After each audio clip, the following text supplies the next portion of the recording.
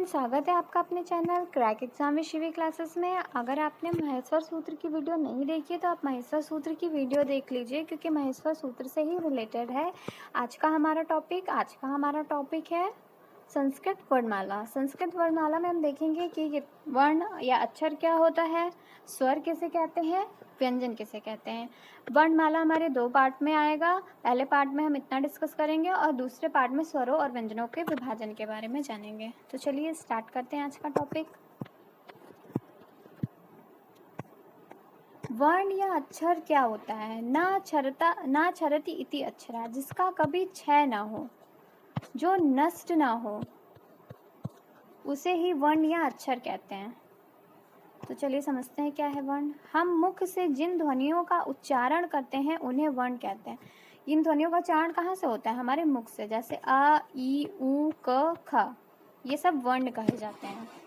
वर्णों का विभाजन, तो वर्णों का द्विधा विभाजन हुआ, यानी कि दो भागों में विभाजित है। एक स्वर है और दूसरा व्यंजन है।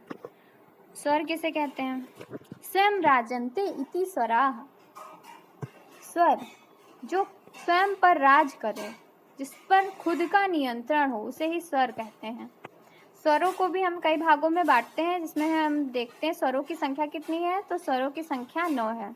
स्वरों को क्या कहते हैं? स्वरों को हम अच कहते हैं।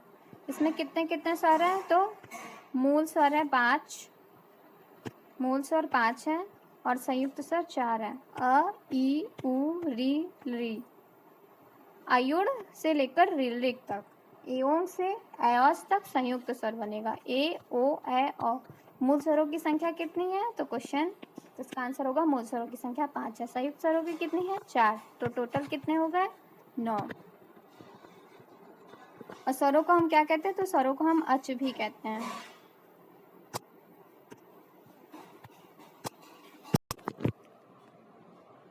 व्यंजन, अन्वक भवति व्यंजनम, जिसका आगत होता है, जो स्वर की सहायता से बोले जाते हैं, वे व्यंजन कहलाते हैं। परिभाषा देख लेते हैं इसकी। जो स्वतंत्र रूप से ना बोले जा सकें वो व्यंजन कहलाते हैं। इनको बोलने के लिए स्वर की सहायता चाहिए।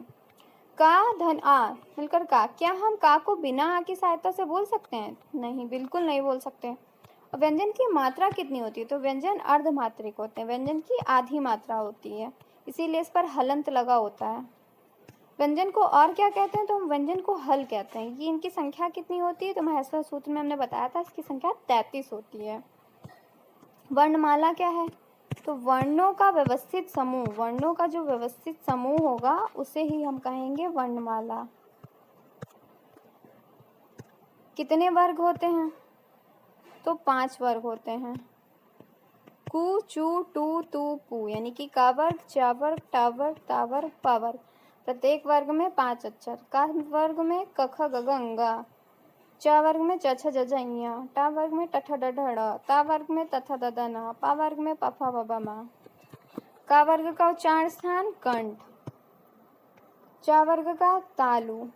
टा वर्ग का मूर्धा। ता वर्ग का दंत। पा वर्ग का ओष्ठ। इसको हम नेक्स्ट वीडियो में उच्चारण स्थान के बारे में पढ़ लेंगे। व्यंजन में वर्गों की संख्या कितनी है? तो हमारे व्यंजन में वर्गों की संख्या 5। वर्ग पूछ रहा है, वर्गों की संख्या पूछे तो 5, और अगर पूछे कि वर्णों की संख्या कितनी है तो 25 वर्ण हो जाएंगे। इन्हें स्पर्श व्यंजन भी कहते हैं, क्योंकि इनके उच्चारण में कुछ ना कुछ हमारा स्थान स्पर्श कर रहा है। जैसे कंठ स्पर्श कर रहा है, तालु, मूर्धा, दंत और ओष्ठ, इसलिए इसे स्पर्श व्यंजन कहते हैं।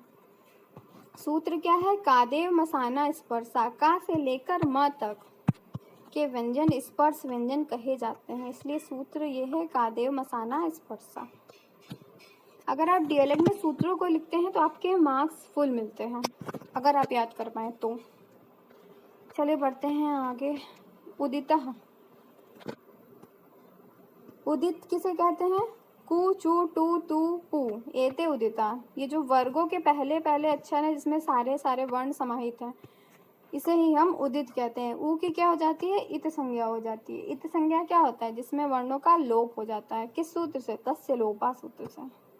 अंतस्थ वर्ण, अंतस्थ वर्ण की संख्या कितनी है? किस प्रत्याहार में गिने गए हैं?